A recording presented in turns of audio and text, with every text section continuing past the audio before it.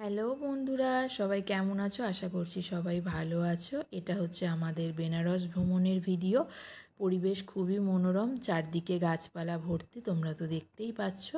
আর আমরা বেনারস গিয়েছিলাম 2025-এর 17ই এপ্রিল। আর বেনারস মানেই তো বাঙালির একটা ঘুরতে যাওয়ার জায়গা। যেরকম দার্জিলিং, পুরী, সেরকমই বেনারস কিন্তু আগাগোড়াই মানুষ যেতে, বিশেষ করে বাঙালিরা খুবই পছন্দ করে। আমরা বেনারস পৌঁছেছিলাম দুপুর 1টা-1:30টার সময়, সেহেতু ওই টাইমে আর এখানে আসা হয়নি। আমরা এসেছিলাম বিকেলবেলা ঘাটের কাছে, যখন সন্ধ্যা আরতি হয়। এটা হচ্ছে দশাসমেত ঘাট, এখানেই কিন্তু সন্ধ্যা আরতিটা হয়। আর দশাসমেত ঘাটের কাছেই আমরা কিন্তু হোটেল নিয়েছিলাম। তোমরা আসলে ওখানেই থাকার চেষ্টা করবে, কারণ ওইখানটায় বেশি জমজমাট। কিন্তু কি হয়েছে, আমরা যেহেতু তাড়াতাড়ি এসে তোমরা যদি ওইখানে বসে আরতি দেখতে চাও, তোমাদের 1:30 থেকে 2টোর মধ্যে এসে কিন্তু বসে পড়তে হবে, না হলে কিন্তু জায়গা পাবে না। যথারীতি আমরা 4:30 5টায় এসেছি, সেই জন্য আমরা জায়গা পাইনি। তারপরে লাস্টে সিদ্ধান্ত নেওয়া হলো আমরা কি করব। আমরা নৌকায় বসেই আমরা কিন্তু ভাবলাম যে আরতিটা দেখব। এবং নৌকাতে ওখানে সবাই ডাকছে, এসে বসুন এসে বসুন। ভাড়া নিয়েছিল 500 থেকে 700-র মধ্যে, এক্স্যাক্ট আমার মনে নেই এক্ষুনি। ওরকম ভাড়া নিয়েছিল। 1 ঘন্টা তোমরা বসে আরতি দেখতে পাবে। ধরো সন্ধ্যে 6টা থেকে 7টা অবধি আরতি হবে। সেই আরতিটা ওরা ওখানে বসে দেখতে পারবে। এবং তারপরে তোমাদের 1 ঘন্টা কিন্তু নৌকা বিহারও ওরা করিয়ে দেবে। নৌকা বিহার ওখানে হচ্ছে তোমার যে 84টা ঘাট আছে, 84টা ঘাট তো তুমি পায়ে হেঁটে একদিনে দেখে শেষ করতে পারবে না। প্রত্যেকটা ঘাট একে অপরের সঙ্গে জোড়া, এটা কিন্তু ঠিক। কিন্তু এত বড়ই এলাকা নিয়ে গঠিত যে তুমি হেঁটে ঘুরতে খুবই কষ্ট হবে। সেই জন্য আমরা ঠিক করলাম যে আমরা নৌকা বিহার করব। এবং ওরা প্রত্যেকটা ঘাট সুন্দর করে দেখিয়ে দিচ্ছিল, বুঝিয়ে দিচ্ছিল কোন ঘাটের কি নাম, কেন এই ঘাটটা তৈরি করা হয়েছিল। এখানে একটা দেখলাম রানী রাসমণি ঘাটও আছে, যেটা রানী রাসমণি তৈরি করেছিলেন আমাদের কলকাতায়, বা যিনি বাঙালি সেই হিসাবে। প্রত্যেক জায়গার মানুষ এসে এখানে এক একটা করে ঘাট তৈরি করেছিল, এবং তাদের নামে, অনেকের নামে আছে এরকম কোনটা কি নামে ঘাট, ওরা আমাদের ভালো করে দেখিয়ে দিচ্ছিল। আর এত সুন্দর লাগছিল না, লাইট জ্বলছিল যখন। আর আমরা যখন নৌকা দিয়ে বিহার করে যাচ্ছিলাম, নৌকা বিহার করে খুবই সুন্দর লাগছিল। সেটা কথা বলে বোঝানো যাবে না, এটা ফিল করতে হবে। তোমরা যখন যাবে অবশ্যই দেখবে, তোমাদেরও খুব ভালো লাগবে। তো আমরা ঘুরছিলাম, ঘোরার পরে অনেকক্ষণই আমাদের ঘোরায়। এবং প্রত্যেকটা ঘাটের কী নাম, আর ওখানে না একজন করে গাইড থাকে, ওই নৌকার মধ্যেই একজন করে থাকে, যারা তোমাদের সব কিছু বলে দেবে। ঠিক আছে। আর এটা হচ্ছে কাশী বিশ্বনাথ মন্দিরে যে নতুন করিডোরটা করেছে সেটাই। এখানে প্রচুর নৌকা দাঁড় করানো থাকে। তোমরা তোমাদের মতো নৌকা সকাল থেকে রাত পর্যন্ত যখন খুশি নৌকা বিহার তোমরা করতে পারো, কোনো টাইম লিমিট নেই। আর আমরা কি করলাম, তারপরে নৌকা বিহার করার পরে নিচে নেমে একটু আমরা ঘুরে ঘুরে দেখছিলাম সামনে দিয়ে। দেখছো কেমন সুন্দর করে ঘাটগুলো তৈরি করা, মনে হচ্ছে যেন একেবারে কোনো 5 স্টার হোটেল বা রাজস্থান বা কোনো জায়গায় এসেছি, যেটা বড় বড় ভিলা টাইপের করা, যেগুলো বা প্রাসাদ করা থাকে, তেমন টাইপের ঘাটগুলো করা। আর এটাই হচ্ছে ওই বাবা বিশ্বনাথের যে নতুন করিডোরটা করেছে, সেইটাই। করিডোরের ভিতরটা তোমাদের সাথে শেয়ার করছি, কারণ মন্দিরের ওখানে তো মোবাইল নিয়ে যাওয়া অ্যালাউ নেই। যতটা মোবাইল নিয়ে যেতে পেরেছি ততটাই কিন্তু ভিডিও করেছি। আর এই করিডোরটা কিন্তু নতুন তৈরি হয়েছে। এর আগে যখন আমি গিয়েছিলাম বেনারস, তখন কিন্তু এটা ছিল না। এটা কিন্তু তখন কিন্তু একটু লোক জনবসতি এই চারপাশটা মন্দিরের অনেক বেশি ছিল। এখন কিন্তু পুরো আশপাশটা ফাঁকা করে খুব সুন্দর করে সাজিয়ে গুছিয়ে পুরো মন্দিরটাকে নতুন করে করে দিয়েছে। খুবই ভালো লাগছে দেখতে। তো আমাদের সন্ধেবেলা গিয়ে আমরা ভাবলাম যে একবার বাবার দর্শন করে আসি বলে আমরা কিন্তু চেষ্টা করছিলাম যে যাই বাবার দর্শন।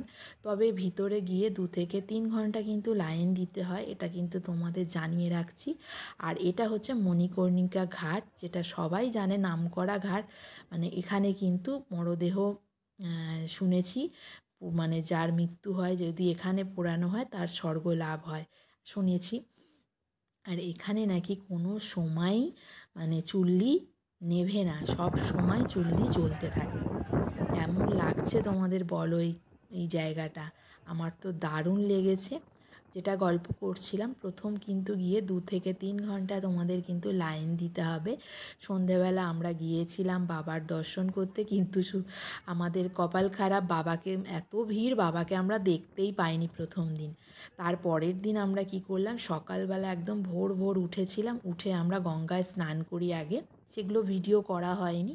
স্নান করে আমরা কিন্তু কালভৈরব মন্দিরে যাই। কালভৈরব মন্দিরে যাই কারণ কি, কথায় আছে যে কালভৈরব মন্দিরে গিয়ে ওখানে পারমিশন নিয়ে কালভৈরবজির কাছে, কালভৈরবও কিন্তু শিবেরই একটা রূপ, ওখানে পারমিশন নিয়ে তারপর বাবা বিশ্বনাথের মন্দিরে যেতে হয়, তাহলে নাকি পুরোপুরি ফলটা পাওয়া যায়।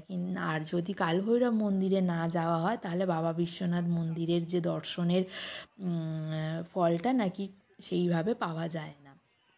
তা আমরা কালভৈরব মন্দিরে গিয়ে তারপরে কিন্তু আমরা বিশ্বনাথ মন্দিরে গেছি পরের দিন। আগের দিন মানে পরের দিনও আমরা লাইন দিয়েছি, কিন্তু এত ভালোভাবে দর্শন হয়েছে মানে বলার মতো না, এত ভালোভাবে। এবার আমরা তো ওই টাইমটায় নাকি মানে বাবার মাথায় জলও ঢালা যায়, এবার আমরা তো জানতাম না, সেই হিসাবে আমরা জাস্ট পুজো দিয়ে চলে এসেছি। এখানে কিন্তু এটা সরকারি অফিস, তোমরা কিন্তু যদি বাবার মানে মানে অনেকে আছে না পুজো দেয়, বাবার মাথায় জল ঢালায়, বাবার মাথায় চন্দন লেপ করায়, সেইগুলোর জন্য প্রত্যেকটা আলাদা আলাদা কুপন পাওয়া যায়, এগুলো কিন্তু তোমরা করতে পারো। আর এরপরে আমরা চলে গিয়েছিলাম সাইট সিন করতে। এটা হচ্ছে মণি মন্দির। এই মন্দিরটায় গেলে না তোমার পুরো ইস্কন মন্দিরের মতো ফিল পাবে, কারণ এখানে পুরোটাই ইস্কন মন্দিরের মতো, অনেকটা অনেক গরু টরু আছে। আর দ্বিতীয়ত এখানে কিন্তু বাচ্চাদের পড়াশোনা করা হয়, তাদেরকে রাখা হয় গুরুকুল টাইপের। প্রথমে ঢুকতেই কিন্তু প্রবেশদ্বারে রয়েছে একটা বড় শিবলিঙ্গ, আর এটা কিন্তু 1940 সালে মন্দিরটা তৈরি হয়েছিল, কিন্তু তারপর অনেক সংস্কার করা হয়েছে। আর সামনেই দেখছো বাবার একটা বিশাল বড় লিঙ্গ রাখা, শিবলিঙ্গ। আর ভিতরে কিন্তু ছোট ছোট ছোট ছোট 151টা শিবলিঙ্গ আছে ওর ভিতরে।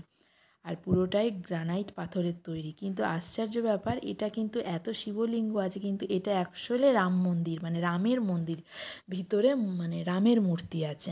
ঠিক আছে, দেখো তোমাদের কেমন লাগছে। আশপাশটা তো আমার খুবই ভালো লেগেছে। আর বেনারসে আমি গিয়ে দেখলাম, বেনারস মানেই হচ্ছে মানে মন্দিরের নগরী, মানে এত সুন্দর সুন্দর মন্দির ওখানে, নিজের চোখে না দেখলে মানে মানে বিশ্বাস করবে না। আমার প্রত্যেকটা মন্দির এত ভালো লেগেছে। আর কোনো ওখানে তোমার মন্দিরে ঢুকতে গেলে টাকা দাও, পয়সা দাও, এরকম কোনো ব্যাপার নেই। যাও, সুন্দরভাবে ঘোরো, মন্দির দর্শন করো, বাবার মাথায় জল ঢালো, আর কি বলে, ওখানে বসে তুমি তোমার সময় কাটাও, বাবার নাম করো, যে তুমি যে ঠাকুরকে ভালোবাসো তার নাম করো, কেউ তোমায় কিচ্ছু বলবে না। এখানে বড় একটা মূর্তি রাখা রয়েছে, যেটা কিন্তু আমরা সবাই জল ঢেলেছি, বাকি যারা যাচ্ছে এখানে পাশে জলও রাখা রয়েছে, ফুল রাখা রয়েছে, মালা রাখা রয়েছে, তুমি তোমার নিজের ইচ্ছা মতো নিয়ে দাও, কেউ তোমায় কিছু বলবে না। আর এটাও আর একটা মন্দির ছিল, এই মন্দিরটাও আমরা গিয়েছিলাম, কিন্তু দুঃখের বিষয় এটার একদম বাইরে থেকেই, মানে এটা একটা দুর্গা মন্দির ছিল, বাইরে থেকেই কোনো ক্যামেরা অ্যালাউ নেই, সেই জন্য আমরা আর ভিতরে কিছু ক্যামেরা করতে পারিনি। আর তারপরে আমরা চলে গিয়েছিলাম মানে আরেকটা মন্দিরে, যেটা হচ্ছে তুলসী মানস মন্দির। এখানে তুলসীদাস যে রামচরিত মানস, এটা স্বয়ং তুলসীদাস এখানে রয়েছেন, এবং রামচরিত মানস ইনি রচনা করেছিলেন। আর এটা কিন্তু হিন্দিতে তিনি যখন রামায়ণ রচনা করেন, আর সেই রামায়ণটা কিন্তু প্রত্যেকটা দেয়ালে ছোট ছোট ছোট ছোট করে একদম কিন্তু লেখা রয়েছে। আর এই মন্দিরটা না 2টো ফ্লোর আছে, তোমরা উপরে উঠে আবার কিন্তু ভালো করে দেখতে পারবে। উপরে কোনো ঠাকুর রাখা নেই, কিন্তু নিচে ঠাকুর রাখা আছে। আর এটা কিন্তু 1964 সালে হাওড়ার সুলেখা পরিবার এটা কিন্তু নির্মাণ করেন। আর এখানে ভিতরে কিন্তু দেখতেই পাচ্ছ রাম দেব মানে সীতা লক্ষ্মণ সবার কিন্তু মূর্তি রাখা রয়েছে। এছাড়াও অন্যান্য অনেক মূর্তি ছিল। এখানে আমি প্রত্যেকটা দেখাচ্ছি, চেষ্টা করছি, অনেক দূর থেকে তো সেহেতু ভালো করে দেখাতে পারছি না, যতটা পারছি কিন্তু চেষ্টা করছি। আর এখানে দেখলাম বেশিরভাগটাই মানে শিবের মন্দির নয়, মানে রামের মন্দির, এই দুটোর মন্দিরের মধ্যে বেশিটাই এইগুলো। এরপরে আমরা চলে গেছিলাম ত্রিদেব মন্দিরে। এই মন্দিরটাও দারুণ মন্দিরটা। এই মন্দিরটা কিন্তু 12:30টায় বন্ধ হয়ে যায়। আর আমরা যখন ঢুকেছি আমরা এতই লাকি, মানে ঢুকেছি আর 5 মিনিট পরেই মন্দিরের পর্দা দিয়ে দিচ্ছে। এমনি বাইরেটা তুমি ঘুরতে পারবে, কিন্তু 12:30টার পরে মানে ভোগ দেওয়ার জন্য মন্দিরটা বন্ধ করে দেওয়া হয়। এত সুন্দর করে সাজানো এটা। আর এটায় কথায় আছে ব্রহ্মা নাকি এখানে বসেই মহাবিশ্ব সৃষ্টি করেছিলেন। মানে এখানে গিয়ে যেই মন্দিরে আমরা ভগবান ব্রহ্মা নাকি এখানেই বসে এটা সৃষ্টি করেছিলেন, ওখানে গিয়েই আমরা এইগুলো যেটুখানি যা জানতে পেরেছি সম্বন্ধে সেইটাই তোমাদের সাথে শেয়ার করছি। দেখো মন্দিরটা কত সুন্দর সাজানো গোছানো, তোমরা দেখতে থাকো। আমি আর কি বলবো, তোমরা নিজের চোখেই দেখো। প্রচুর, কিন্তু বললাম না প্রত্যেকটা মন্দির মানে একটার থেকে আর একটা মানে মনে হবে গেলে যেন বাবা এটা তো আরও সুন্দর, মানে এরকম প্রত্যেকটা মন্দির এত সুন্দর। আর সব থেকে সুন্দর লেগেছে আমার, দর্শনের কোনো ঝামেলা নেই, লাইন নেই, যাও দর্শন করো চলে আসো। আর এটা হচ্ছে কিন্তু ইউনিভার্সিটি, মানে বেনারস হিন্দু যে ইউনিভার্সিটি আছে তার ভিতরের কিন্তু এটা বিড়লা মন্দির। ইউনিভার্সিটিটা কিন্তু অনেক বড়, তোমরা কিন্তু এটা পায়ে হেঁটে ঘুরতে পারবে না, এর ভিতরে তোমাদের অটো নিয়ে ঘুরতে হবে। এটা পুরোপুরি লাগবে তোমার শান্তিনিকেতনের মতো জায়গাটা। এখানে কিন্তু প্রাক্তন রাষ্ট্রপতি এপিজে আব্দুল কালাম এবং রাধাকৃষ্ণন দুজনে কিন্তু এখানে পড়াতেন, এবং 40,000 ছাত্রছাত্রী কিন্তু এখানে একসঙ্গে পড়াশোনা করে। আর এর ভিতরেই কিন্তু বিড়লা মন্দিরটা তৈরি। আর এটা পুরো কাশী বিশ্বনাথ মন্দির, যেটা শিবের মানে কাশী বিশ্বনাথ মন্দিরের পুরো আদলে তৈরি করা। আর এটা কিন্তু মার্বেল দিয়ে তৈরি করা। আর এর ভিতরে যে মানে এটা আছে শিবলিঙ্গটা, এটা 77 মিটারের আছে। আর 1966 সালে এই মন্দিরটা কিন্তু তৈরি করা হয়। দারুণ মন্দিরটা, মানে ওখানে গিয়ে সবাই পুজো অর্চনা করছে, জল ঢালছে। আর এরপরে এখানে বাইরে একটা রাখা ছিল নন্দী মহারাজ, সেখানে গিয়ে আমরা মনের কথা বললাম। পুরো মানে পরিবেশটাই অসাধারণ ছিল। বললাম না 2টো ফ্লোরে ছিল মন্দিরটা, এখানেই দোতলাটা শেয়ার করলাম। ভালো, খুব দারুণ মন্দিরগুলো। আর এরপরে আমরা চলে গিয়েছিলাম আরও একটা জায়গায়, এটা ঘোরার পর, যেটা হচ্ছে সারনাথ। সারনাথটা তোমরা কিন্তু যেতে পারবে একটু দূর ওখান থেকে। তার আগে আমরা গিয়েছিলাম সেটা হচ্ছে রামনগর ফোর্ট। এই ফোর্টটা কিন্তু টিকিট তোমরা কাটতে পারবে, ভিতরে কিন্তু মিউজিয়াম আছে। আমরা যখন গেছিলাম মিউজিয়ামটা বন্ধ ছিল। এখানে 80 টাকার টিকিট, মিউজিয়ামটা তোমরা গিয়ে দেখতে পারো। আর এখানে কিন্তু